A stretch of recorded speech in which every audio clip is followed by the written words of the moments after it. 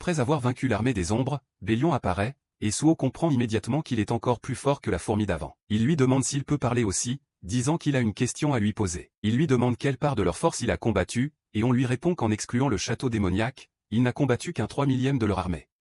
Suo est stupéfait, mais il inspire profondément, serre le poing, puis invite le commandant à se battre.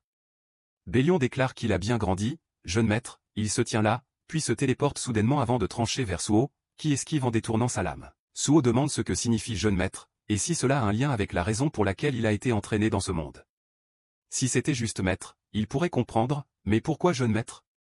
Bélion se téléporte derrière lui et parvient à le blesser légèrement alors qu'il est en plein saut. Suo commence à s'inquiéter en combattant la lame extensible du commandant. Il réalise que l'épée peut se transformer en une sorte de fouet. Il la saisit alors à main nue, ajoutant que même si cette lame est flexible, s'il l'attrape, c'est fini pour Bélion. Fonçant maintenant vers Bélion, les deux s'affrontent, poing contre lame. Suo le frappe du pied, puis esquive en contrebas, disant que si Bélion utilise ses deux bras pour protéger son visage, alors son ventre sera vulnérable. Il plonge et frappe le commandant au loin, provoquant une traînée de destruction.